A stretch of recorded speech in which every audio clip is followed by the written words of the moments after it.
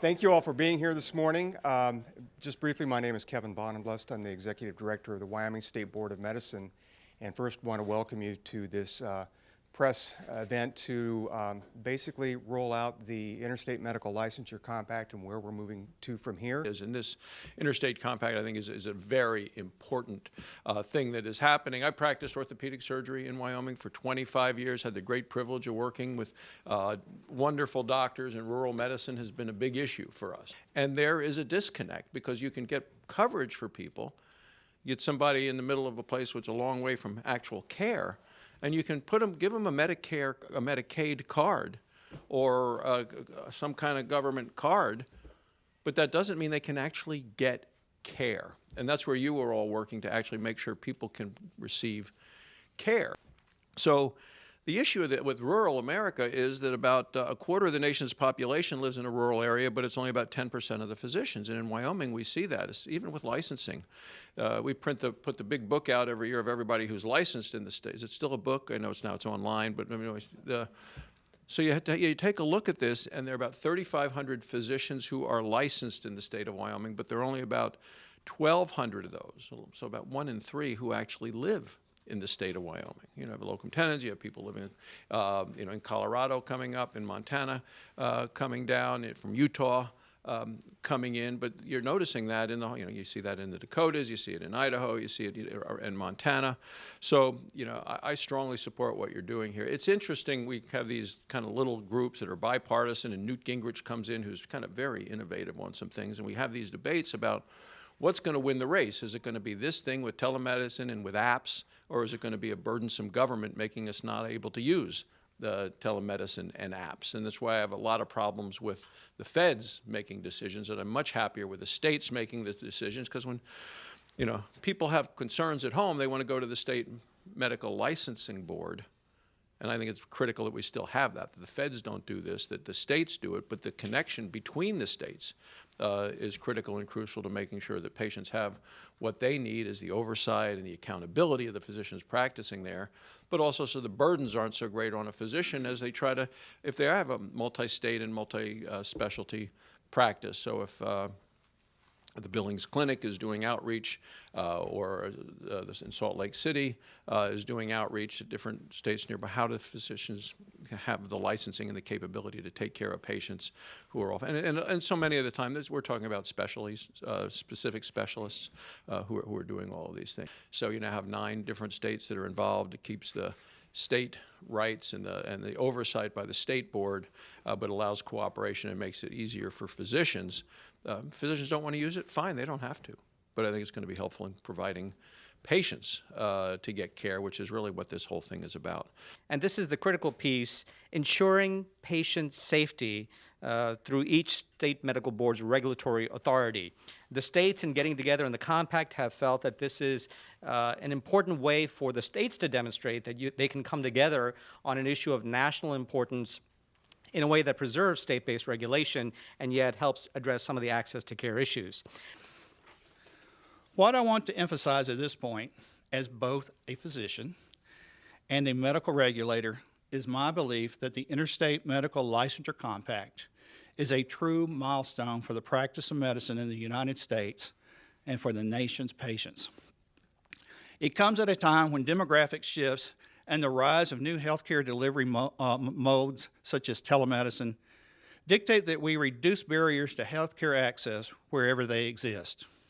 The compact does just that, innovatively speeding up the licensure process while putting in place protections to ensure patient safety at a time when our medical care is rapidly changing dramatically.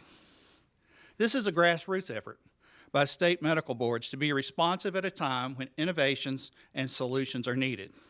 And the FSMB commends these pioneering boards for their foresight in achieving a wonderful new idea in healthcare.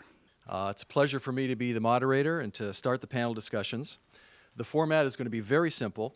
We're going to kick off each panel with 2 general questions about the Interstate Compact, to which we'll ask all of the participants to respond. Then we'll begin a general discussion with questions asked of the panelists individually. At the end of each panel discussion, we will invite all of you in the audience to direct your own questions to the panelists.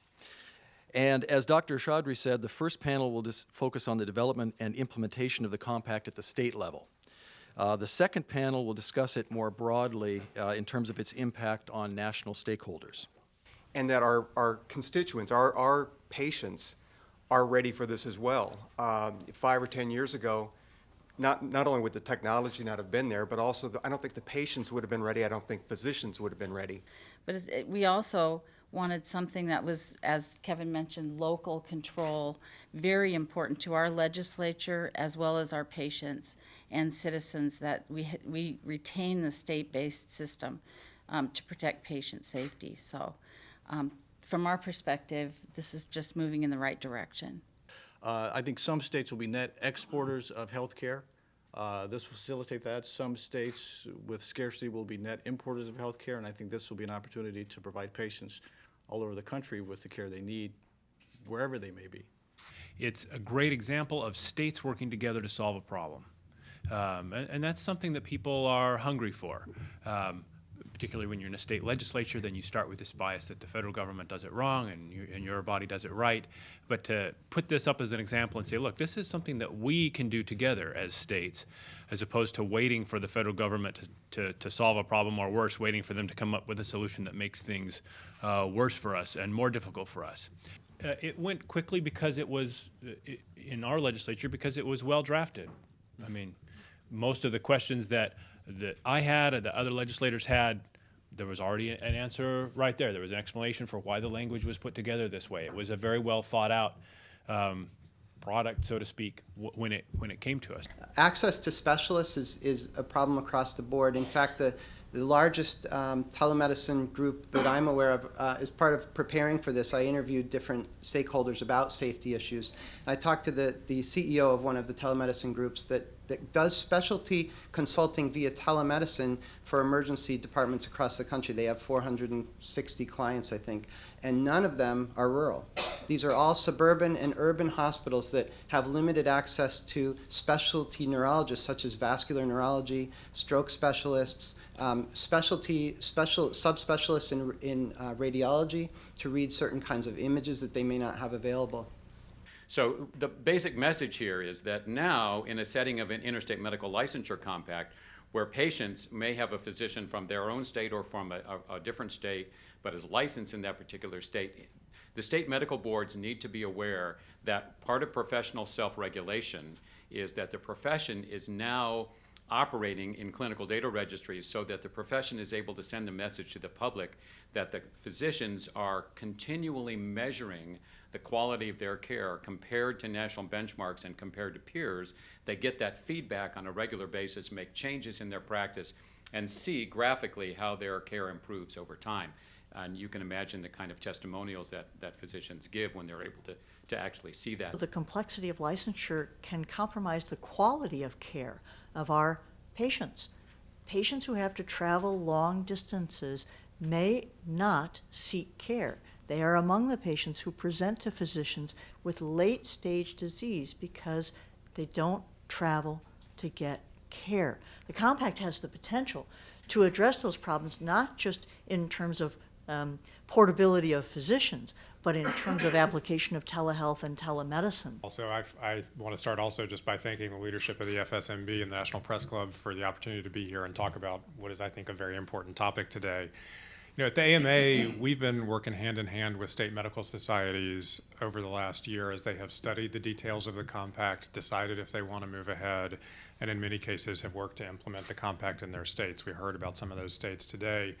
And on the last panel, I heard debate about whether it really has taken 2 years or 100 years to get this to happen. But either way, I have to personally just reflect how thrilled I am from the time that the FSMB started this journey 2 years ago to where we are now. I think we've made a lot of progress, and I do think it's going to be good for both patients and physicians.